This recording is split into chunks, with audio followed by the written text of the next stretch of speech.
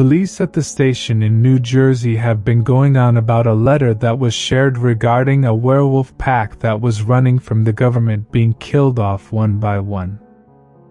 This rumor became so popular that it circulated between departments and jurisdictions. When I read the letter, I didn't believe it. Apparently, police in New Jersey went to a house to investigate a noise complaint and found a letter. The letter became a legend among the stations and within the police departments. One any given staff member among the police knew about. I would be surprised if this story had reached other countries by now. In my department, we had all seen drafts of it at least once. We all summed it up as fan fiction or bad writing, and if anyone ever brought it up, we would feel stupid. It's obviously a hoax. A lot of these things we have come across are. This was off course until my friends and I was called to a fire at a farmhouse in Tennessee when something happened that would arouse my suspicions and make me question reality. No survivors were found. In the charred up remains I found a note. It was well preserved in the hand of one of the bodies. This is what the note read. Hi, this is Eric. You may have received my previous letters. I hope you did. As you may know, we are being hunted for things we didn't do, and I attempted to reach out to warn people that there is something greater happening among us, and a large portion is hidden from the public. I wanted people to know we are innocent, and perhaps they would identify us as innocent through my story. Where I left off, we were running from the hunters. All our friends had been killed and we were hiding in an abandoned house in Jersey. In the last few weeks, these are the events that followed. The most unexpected things occurred after we ended up running. A whole new world unveiled in front of us, so to say. We managed to leave the house, stole a car, and ended up in Tennessee. That is very far away from where we started. Now that we are free, we would never be able to settle in one town for too long. There was never any werewolf handbook that we could whip out that would tell us to stay away from the public eye or the intentions of the government. Neither were there any teachings on how to stay unnoticed.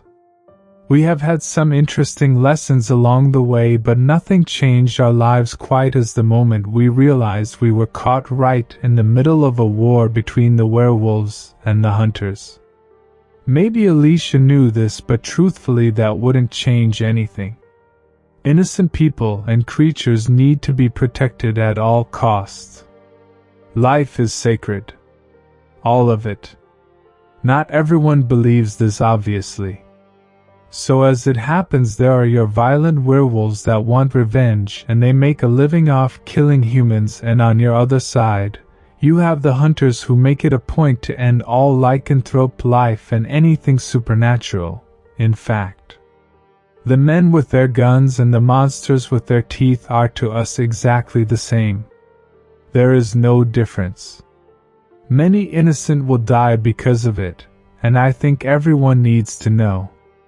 This is why I had to reach out to you, hoping that this letter will wind up in the hands of someone open-minded, willing to ask the right questions. If we are really monsters, how can we feel so much fear? There are many disappearances within a deadly civil war of which you do not have any idea about. Due to the supernatural extent of the situation, most will either shrug it off or be kept in the dark by well laid out lies that they are told by their politicians. Don't believe them. Anyway, we wound up in Tennessee but didn't realize that we had been followed. Neither did we understand that the situation around here is much worse. More people are involved, more creatures have gotten violent, and any innocent wolves or paranormal creatures have been destroyed in the crossfire. It did not take long before we found ourselves running again. This time there was a lot of empty land in between, with a lot of open places where we would all be easier to find. It was about 24 hours before we discovered the bodies. We could smell them, all buried shallow in the fields, right underneath everyone's eyes. These bodies did not only belong to wolves. There were people, there were wolves, there were children for God's sake, and any creature that dared to intervene. Another 12 hours and we could hear the whistling again. We had already been found. We ran to far excluded farmhouse where a very lovely family hid us. It took them a minute to warm up to us while we explained our predicament. How fortunate were we that they were open-minded people and knew a bit more than most would. Were they human? I had my suspicions, but Alicia said not to focus on those kind of things, and it was rude to be fixated on whether anyone was human or not. So I let it go. We were fed, we were sheltered, but we knew that it wouldn't last long. We just needed to build up some strength. Our new friends were old-fashioned. They advised us that we will have to fight if we wanted to stay alive. Turn against our own, turn against all who wanted to hurt us. They even gave us guns. I will admit I was intrigued by all the guns and the possibilities. Sure, we couldn't directly fight, but the guns will give us enough to try and protect ourselves. No one wants to die. I was the one watching observantly as they went through the arsenal, and even allowed the lady of the house to show me how to use a revolver, load it with bullets. Alicia took me aside and said that wasn't the way to conquer evil. But I was scared. I didn't know what else I could really do to stay alive. I am so tired. Apparently anyone who was a sympathizer was considered an enemy now. It's gotten out of hand. They are all but ready for violence. I follow Alicia and she says violence will never end well, and all we can do is wait for the truth to prevail, or for these people to get old and die, whichever happens first. Therefore, when she asked me to put the weapons away, even though I was afraid, I listened. I knew she couldn't protect me anymore, but I also knew she had a point. How can we be seen as good if we behave the same as the bad? Night came, and along with the night so did the overpowering fear that I had become so familiar with. We stayed a bit too long, and we could hear their commotion in the distance. There was so much smoke in the air that seemed to come out of nowhere. Everything went dark and time suddenly changed. Everything was in slow motion, and immediately I felt strange. What I felt instantly made me both terrified and angry, and this is what compelled me to want to take up arms. It was like my thoughts were not my own, and every dark instinct and thought I had were being forced out of me, and I turned full wolf for hours. It took a lot of effort from Alicia to subside me, but thanks to her overpowering love she did, and thankfully I didn't hurt anyone. As long as it was dark, I could hear voice calling and telling me to give in to my worst desires. This scared me. I just needed to get out of there. Something really weird is happening, and I don't know what else to do but run even more, faster and further. There remained a darkness that almost seemed alive, and a smell I couldn't describe even if I tried was surrounding us. It was awful. What is this?